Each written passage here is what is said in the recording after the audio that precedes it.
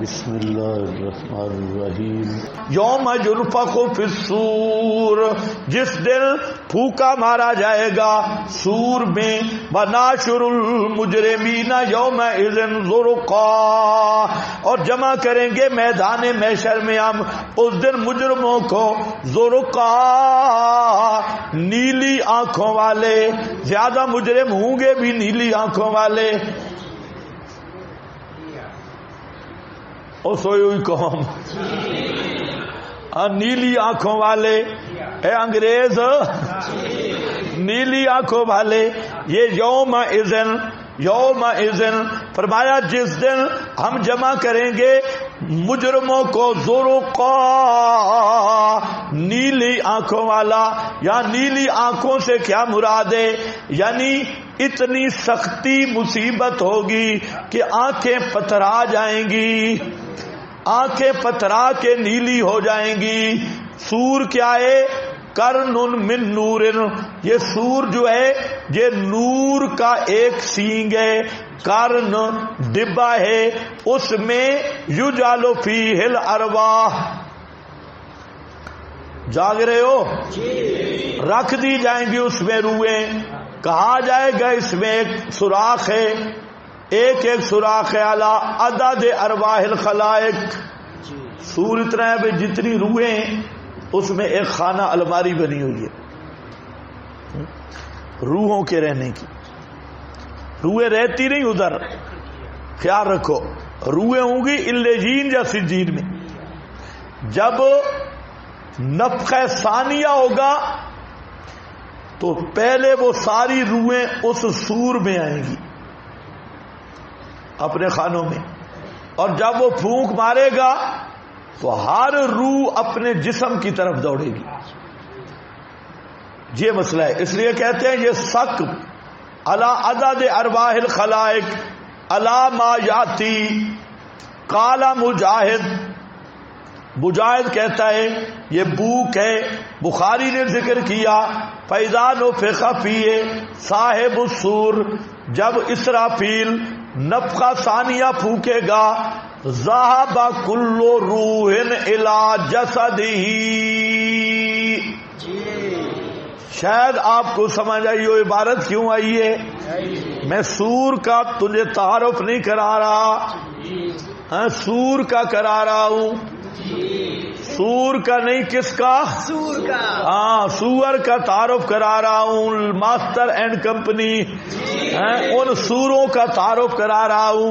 قیامت کے دن روحیں اپنے مستقر سے نکل کے سور میں آئیں گی جو ان سوروں نے نہیں سمجھا، اور پھر سور میں پھونک ماری جائے گی تو ذَهَبَ كُلُّ رُوحٍ إِلَى جَسَدِهِ، ہر روح جائے گی اپنے جسد کی طرف. تو روحیں کب جسم میں واپس آئیں گی؟ اونچے بولو، اونچے. قیامت کے دن. التذکرہ صفحہ 478. قال علماؤنا فالنفخ فی الصور، سور میں پھونکا مارنا یہ سبب ہوگا خروج علی قبور وغیرہ کا. بس لوٹائے گا اللہ تعالی الرفات من الابدان الاموات. یہ صورت ہے باس کی. پہلے بدن جمع ہوں گے، ہڈیاں کھوکھلیاں، ان کو اللہ تعالیٰ جمع کرے گا، اور پھر جمع کرے گا ما تفرق منها فی البحار وبطون السباع وغیرہا. اور پھر وہ جو ذرے بطون سبا درندوں کے پیٹوں میں جا کے بکھر گئے تھے اور سمندروں میں، وہ حتیٰ تصیرہ، حتیٰ کہ ہو جائے گا کا حیات حال اولا، پہلی حیات پر. ثم پھر کر دیا جائے گا ان ارواح کو فتقوم الناس کلہم احیاء. اس وقت سارے لوگ زندہ ہو جائیں گے، حتیٰ کہ ساکت وہ جو ادھورا بچہ ماں کے رحم سے گر گیا تھا. فإن النبی، نبی صلی اللہ علیہ وسلم فرماتے ہیں وہ جو سخت ہے ادھورا بچہ ہے جو ابھی پورا نہیں ہوا تھا اور ماں کے پیٹ سے گر گیا تھا، وہ بچہ بھی جنت حتیٰ کہ میرے والدین میرے ساتھ آئیں.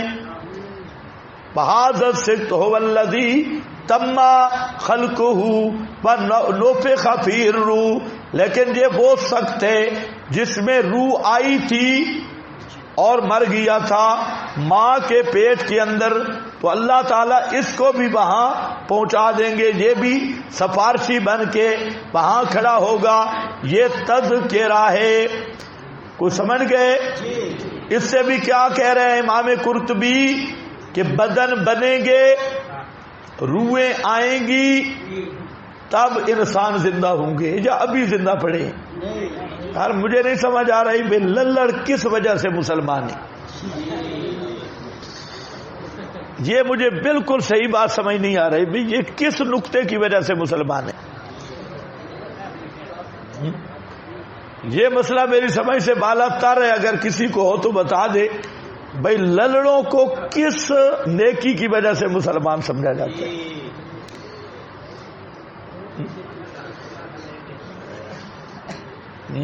بابا پکا ہے، بابا کہتے ہیں ہم سمجھتے کب ہیں. بابوں کا نہیں خطرہ، یہ جو ملا حضرات ہیں نا ان کا خطرہ ہے، کیونکہ ان کو 2 سال پڑھایا جاتا ہے صرف چونکہ چنانچہ. 2 سال جو افتاء کا کورس کرتا ہے کوئی قسمت والا ایمان بچا کے نکل آئے تو ہے، نہیں تو جو وہاں پر مفتی ان کو ٹریننگ دیتے ہیں ایسی ٹریننگ کہ الامان والحفیظ، صرف تعویلیں بتانی ہے بھئی جوں موڑنا ہے. مولوی صاحب نے مسئلہ بیان کیا کہ کعبہ کی طرف منہ کر کے پیشاب کرنا سخت جرم ہے.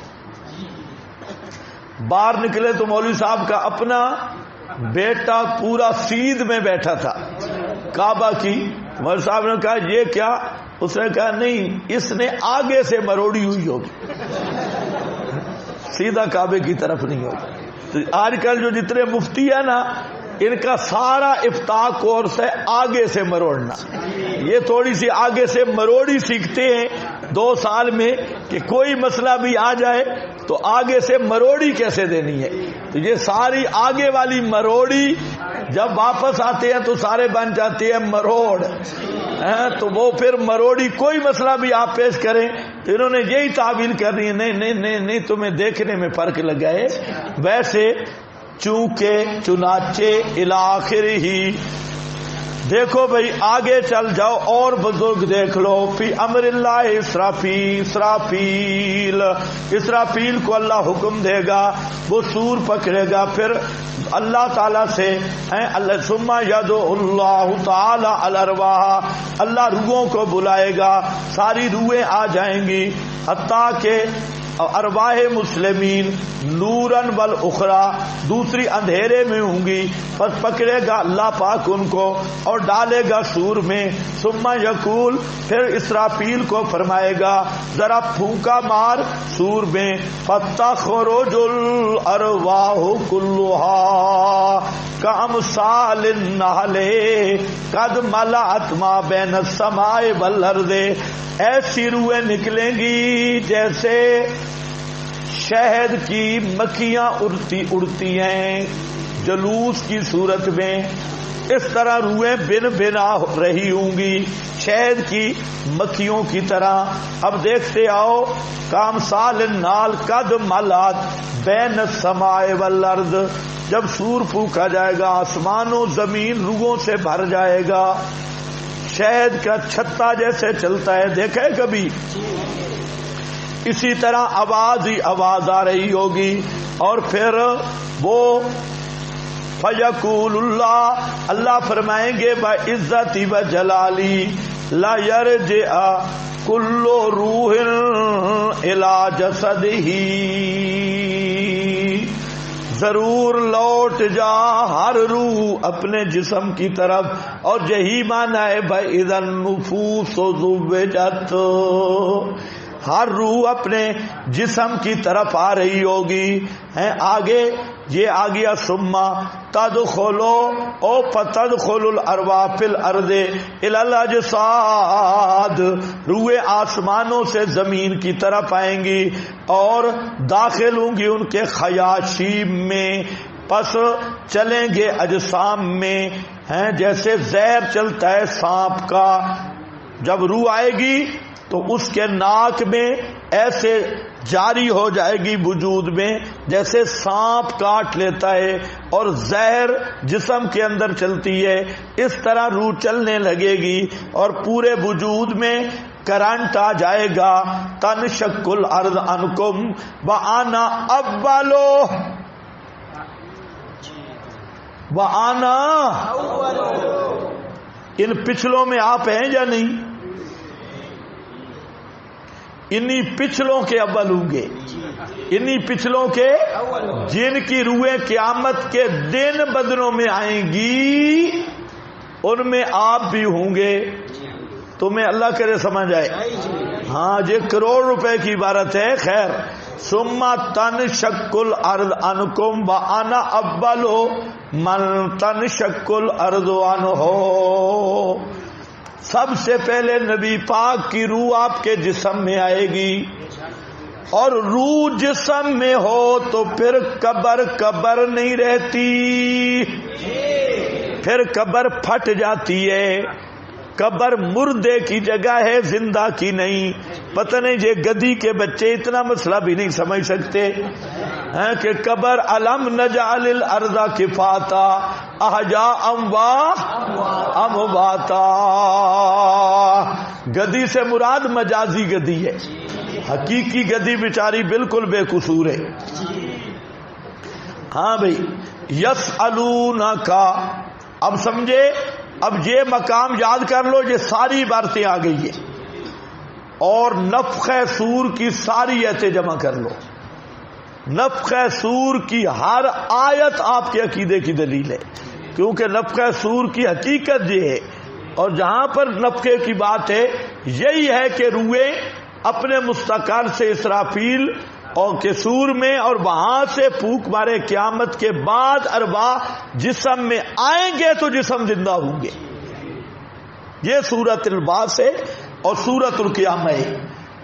اب فرمایا یوم ينفخ فی الصور ونحشر المجرمین، جس دن پھونکا مارا جائے گا سور میں اور جمع کریں گے ہم مجرموں کو. یوم اذن زرقا، اس دن زرقا، نیلی آنکھوں والے. ذرا جلدی بولو تو سبق ختم ہونے والا ہے، نہیں تو آپ کو نہ بولنے کی پوری سزا دوں گا. ونحشر المجرمین یوم اذن زرقا. زرقا پر کیا ہے؟ الزرق یہ خلاف ہے کہل کے. عرب اس سے بدفالی لیتے ہیں بے ذراکل عیول، اور اس کی مذمت کرتے ہیں. بلی دیا کھالا ہے، بلی کی طرح اکھاں. عرب والے اس کو معیوب سمجھتے تھے. اور دوسرا یہ ہے، فرا کہتا ہے زرقا امیل، وہ جو میں نے معنی کیا کہ آنکھیں اندھی ہو جائیں گی، پتھرا جائیں گی، ہے نظر کام نہیں کرے گی. ازری کہتا ہے اتاشن، ہے پیاس کی شدت کی وجہ سے آنکھوں کا نور ختم ہو جائے گا، اتنی پیاس ہوگی. اور بعد نے کہا ہے آنکھیں سفید پڑ جائیں گی طول انتظار سے. بہرحال زرقا میں ساری چیزیں، خوف بھی ہوگا، پیاس بھی ہوگی، گھبراہٹ بھی ہوگی، شدت بھی ہوگی. ساری چیزوں کی وجہ سے آنکھیں پتھرا کے رہ جائیں گی، سیدھا دیکھ نہیں سکے گا. اور کیا کہے گا؟ یتخافتون بینہم، خوف زدہ ہو کر آپس میں آہستہ پھس پھسی باتیں کریں گے. یتخافتون بینہم، آپس میں کانا پوسی کریں گے. ان لبستم الا عشرا، کہ نہیں ٹھہرے تم مگر 10 دن دنیا میں یا برزخ میں. ہم خوب جانتے ہیں یہ جو کہہ رہے ہوں گے. اذ یقولو، جب کہے گا امثلہم طریقۃ، بڑا سائنسدان ان کا، بڑا ریاضی دان ان کا، امثلہم طریقتاً طریقہ رائے، امثل افضل جو ان کا بڑا ہیڈ ماسٹر ہوگا اور بڑا بےایمان سائنسدان، وہ جو بڑے بڑے حساب کتاب کرتا تھا، وہ کہ ان لبثتم الا یوما، نہیں ٹھہرے ہو تم مگر ایک دن، صرف ایک دن تک ٹھہرے ہو۔ کیوں؟ وجہ میں نے بتا دی تھی، ایک تو ہے 50,000 سال کا دن ہے، دنیا 60-70 سال، 50,000 سال کے دن کے مقابلہ میں وہ کیا ان کی حیثیت ہے۔ دوسرا سختی بہت ہوگی، شدت ہول کی وجہ سے وہ یہی کہیں گے لکثر مدت دنیا فی انفسہم یوم المعاد، لأن الدنیا کلها وان تکررت اوقاتها وتعاقبت لیالیها وایامها وساعاتها کانها یوم واحد، پوری دنیا کے وقت کو جمع کیا جائے قیامت کے وقت کے مقابلے میں ایک دن جتنا بنے گا۔